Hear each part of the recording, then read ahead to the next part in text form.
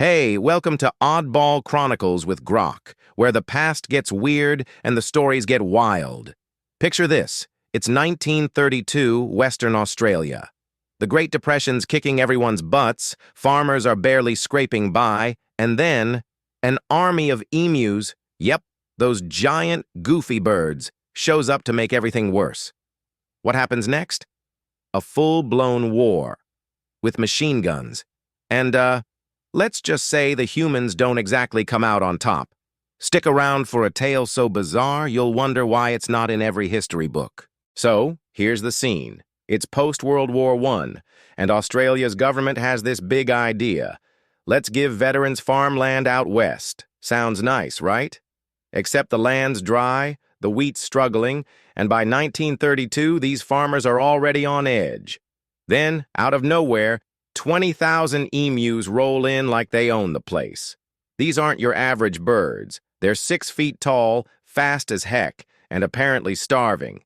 They start munching crops, stomping fences, and basically turning the fields into an emu buffet. The farmers are like, help? And the government's like, say no more, we'll send the military. Enter Major G.P.W. Meredith and a couple of soldiers armed with Lewis machine guns. Big, loud weapons from World War I. The plan? Mow down the emus and save the day. Day one, they spot a flock of about 50 birds, line up their shots, and fire. Bullets fly, feathers fluff, and the emus, they scatter like feathered ninjas. The soldiers barely hit anything. Day two, they try again.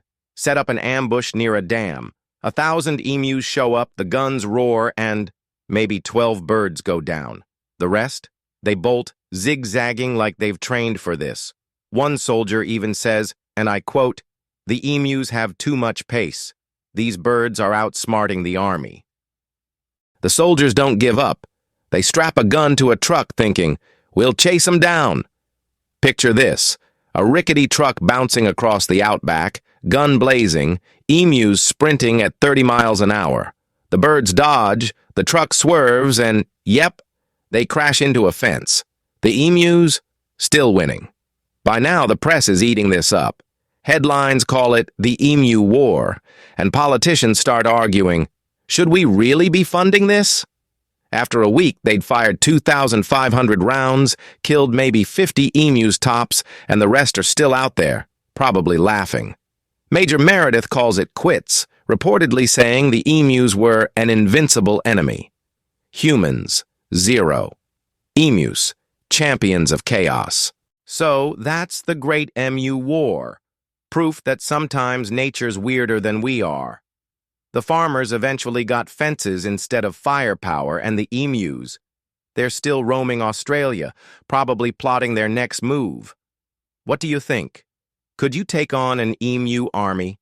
Drop your thoughts below, hit that subscribe button, and stick with Oddball Chronicles for more tales where the past gets seriously strange.